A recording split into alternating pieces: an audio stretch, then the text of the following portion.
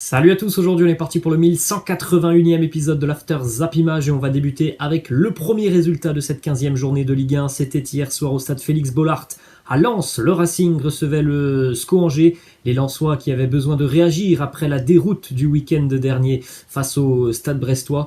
Mais le SCO Angers n'est pas forcément l'adversaire idéal pour se remettre dans le droit chemin. Les Angevins n'ont perdu qu'un match cette saison à l'extérieur.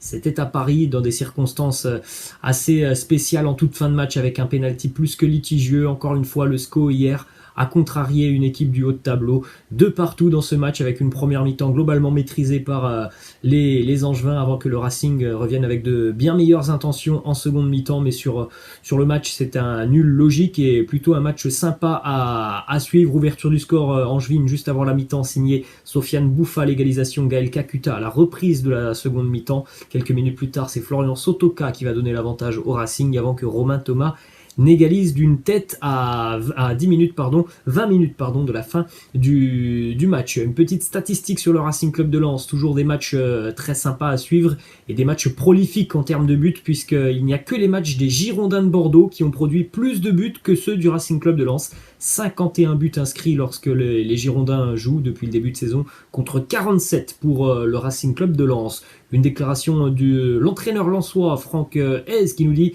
un score de parité qui me semble assez logique. Il a été quand même assez satisfait de la réaction de son équipe hier, notamment sur la seconde mi-temps. Ensuite, une déclaration d'un buteur lensois, Florian Sotoka, qui nous dit on n'a pas lâché, on retient encore une fois le bel état d'esprit de l'équipe. C'est vrai que les Lensois ont quand même montré de bonnes choses hier après le non-match complet de la semaine dernière face au stade brestois. Mais il faut saluer aussi cette équipe angevine qui, dans son organisation tactique, est quand même vraiment perturbante pour toutes les équipes qu'elle affronte.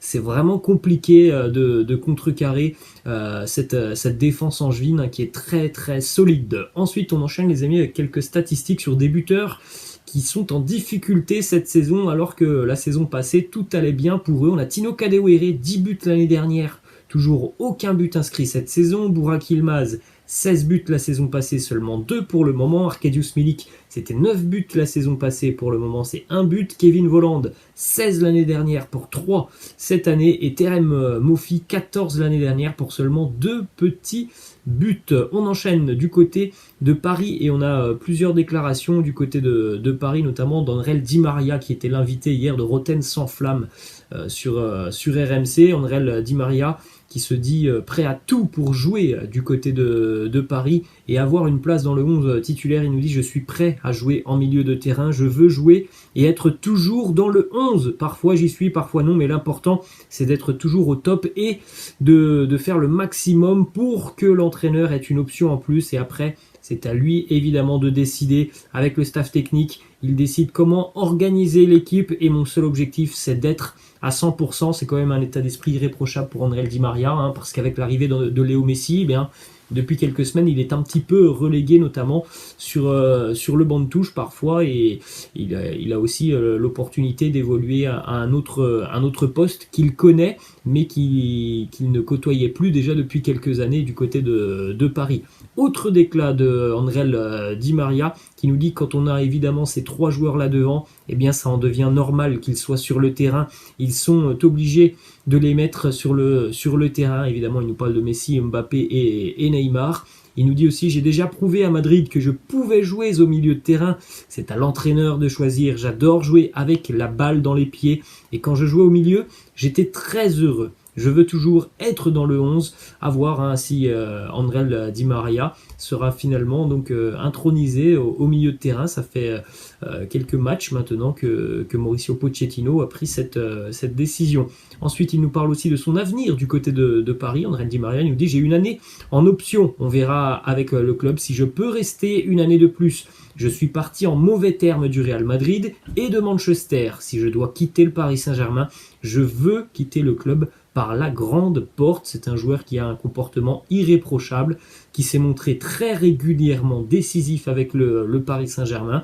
Si jamais il doit quitter le club, j'espère qu'il aura vraiment les honneurs qu'il mérite, André Di Maria. Ensuite, il nous parle aussi de l'adaptation de son ami Léo Messi, qui lui a pris aussi un petit peu sa place sur le terrain. Il nous dit il débarque dans une équipe à l'aise en contre, alors que lui adore avoir le ballon. C'est un équilibre à trouver. Messi aime beaucoup toucher le ballon, il est dans une équipe de contre, donc ce n'est pas forcément facile pour lui, d'autant plus qu'on n'a pas le temps et que les critiques arrivent vite. Mais il va s'adapter, travailler, et cela va fonctionner. Ensuite, une dernière déclaration de André Di Maria sur l'avenir de Kylian Mbappé. Il nous dit Kylian sait quelle direction il veut donner à sa vie et à sa carrière.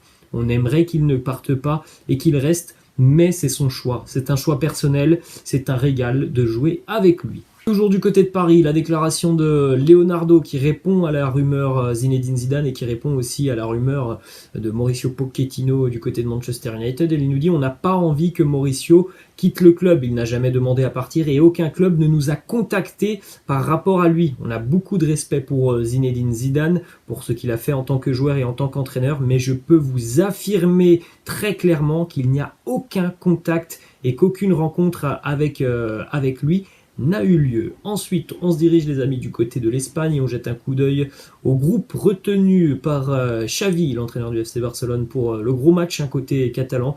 Ce soir, le Barça sera du côté de Villarreal, un duel de deux équipes qui sont présentes en Ligue des Champions. À noter la présence de Samuel Umtiti dans le groupe catalan, ainsi que la présence d'Ousmane Dembélé, que l'on a vu très à l'aise à l'entraînement cette semaine. On pourrait donc voir un Ousmane Dembélé titulaire ce soir du côté de Villarreal. Une déclaration de l'entraîneur qui nous dit Ousmane va bien, il n'était pas à 100% mardi, mais il a voulu jouer pour aider l'équipe, cela montre son engagement et nous sommes contents. Nous verrons s'il peut jouer donc à Villarreal. Nous devons prendre soin de lui. Ensuite, on a une déclaration du président catalan, Joan Laporta, qui espère un miracle en Champions League pour la dernière journée. Dans une grosse dizaine de jours maintenant, le Barça jouera tout simplement son avenir européen du côté de Munich face au Bayern. Et Joan Laporta espère un miracle. Il nous dit il va y avoir un miracle. Je suis convaincu que nous allons gagner. Xavi est très motivé, il est très fort. J'espère que tout se passera bien pour nous. Je pense qu'en ce moment, l'arrivée de Xavi a généré un peu de respect de la part de nos adversaires. Ils savent que nous pouvons le faire à nouveau. Eh bien, on aura une réponse dans une dizaine de jours, même si, voilà, c'est bien. Il y a une arrivée de Xavi.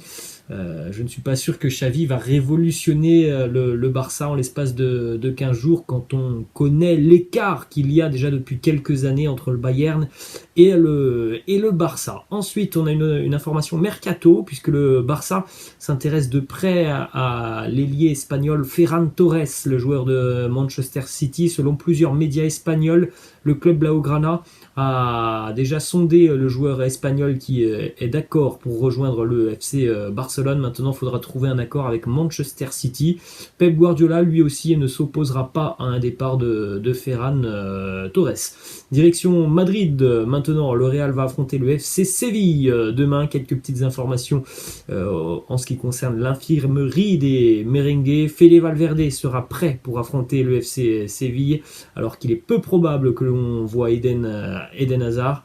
Et pour le moment, il y a un doute sur la présence ou non de David Alaba, puisque David Alaba a été victime d'une petite entorse au niveau du genou. Du côté du Real, évidemment, on ne prendra pas de risque. Donc à l'heure actuelle, on ne sait pas si David Alaba jouera pour ce gros match face au FC Séville demain. Ensuite, on a une déclaration de Carlo Ancelotti, l'entraîneur du Real, qui nous parle de Vinicius Junior, de ce début de saison exceptionnel. Il nous dit « Il n'a pas du tout la tête de quelqu'un qui se prend pour quelqu'un d'autre et qui a déjà tout gagné. Il a juste la tête d'un jeune garçon qui pense qu'il peut encore beaucoup s'améliorer. » Voilà. Vinicius Junior n'a pas pris la grosse tête et ça c'est une très très bonne nouvelle évidemment pour le Real et pour le joueur. Ensuite on enchaîne les amis du côté de l'Angleterre avec regardez le programme de la journée. Dans quelques minutes maintenant Arsenal recevra Newcastle, les Magpies qui ont grandement besoin de points. Newcastle est bon dernier de Premier League, déjà 5 points d'écart par rapport au premier non relégable. Ce serait quand même hallucinant de voir les Magpies descendre en Championship d'ici à la fin de saison. Évidemment, on pense qu'il y aura beaucoup de recrues sur le mercato hivernal parce que pour le moment, les Magpies sont en pleine galère en PL. Arsenal, Newcastle, Liverpool, Southampton, Crystal Palace, Aston Villa, Norwich, Wolverhampton ou encore Brighton face à Leeds. Déclaration de l'entraîneur intérimaire des Red Devils de Manchester United, Michael Carrick, puisque Manchester va affronter Chelsea demain. Il nous dit Chelsea, c'est une équipe qui joue très très bien, quels que soient les joueurs qu'il y a sur le terrain, ils sont toujours dangereux, ils ont obtenu des résultats exceptionnels. Ce sera donc un test pour nous. J'ai vraiment hâte d'y être. J'ai vraiment hâte de regarder ce match aussi parce que je pense vraiment que Manchester United va avoir beaucoup de difficultés à gêner l'arrière-garde des Blues de Chelsea et cette équipe de Chelsea, elle est aussi capable vraiment de piquer dans une défense des Red Devils qui est quand même plus que poreuse. Ensuite, une déclaration de Thomas Tuchel sur Romelu Lukaku et sur la possibilité de voir Lukaku jouer demain. Il nous dit la possibilité qu'il débute n'est pas très élevée parce que nous ne pouvons pas être sûrs de ce qui se passe dans le match et nous devons trouver un équilibre entre donner des minutes et être compétitif pendant 90 minutes. Donc voilà, ce qui veut dire que Romelu Lukaku ne sera pas titulaire et Romelu Lukaku n'est pas encore à 100%. Petite information d'ailleurs du côté des Blues de Chelsea sur le groupe. N'Golo Kanté n'est pas rétabli pour ce choc face à Manchester United. Il en est de même aussi pour Ben Chilwell. On regarde aussi une petite stat du côté de Manchester United puisque Cristiano Ronaldo aura l'opportunité d'inscrire son 800e but en carrière demain face à Chelsea. Il en est à 799 évidemment, club plus sélection compris, peut-être le 800e demain pour Cristiano. Ensuite on a une déclaration du futur entraîneur des Red Devils, Ralf Rangnick, qui nous parle de Thomas Tuchel, un entraîneur qu'il a connu tout jeune. Il nous dit Thomas n'avait pas dans l'idée de devenir entraîneur. Il était mon joueur en Allemagne du côté de Ulm et il a dû terminer sa carrière prématurément à cause d'un problème au genou. Je lui ai alors donné le job d'entraîneur des moins de 15 de l'équipe, alors que lui n'avait jamais eu l'intention de devenir entraîneur. Il était gérant d'un bar à Stuttgart. Une petite anecdote assez sympa. Ensuite, on se dirige du côté de l'Allemagne avec une très bonne nouvelle côté Borussia Dortmund, alors qu'on pensait ne pas revoir Erling Haaland d'ici à l'année 2022. Et bien Marco Rose, l'entraîneur du Borussia, a annoncé que Erling Haaland allait être présent dans le groupe du Borussia pour le déplacement cet après-midi du côté de Wolfsburg. Il a annoncé que Erling Haaland s'était très bien entraîné cette semaine, donc il pourrait vraisemblablement tenir sa place la semaine prochaine face au Bayern. Peut-être qu'il aura déjà un petit peu de temps de jeu cet après-midi du côté de Wolfsburg. Ensuite, on a une information aussi très intéressante. Erling Haaland aurait avoué à ses proches que le Real Madrid serait la destination qu'il a choisie, en tout cas sa destination préférée à l'heure actuelle, même s'il y a aussi des clubs anglais qui peuvent intéresser Erling Haaland.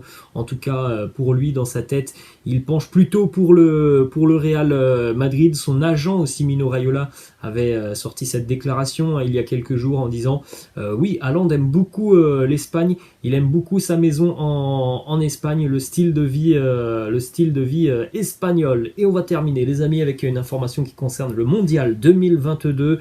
Hier a eu lieu le tirage au sort des barrages du Mondial 2022. Vous pouvez faire un petit arrêt sur image. On retrouvera donc l'Écosse face à l'Ukraine, le Pays de Galles face à l'Autriche, ça c'est pour le groupe A. En ce qui concerne le groupe B, la Russie face à la Pologne et la Suède face à la République tchèque. Et puis le groupe C, c'est là que les affaires se corsent dans ce groupe C. L'Italie face à la Macédoine, le Portugal face à la Turquie.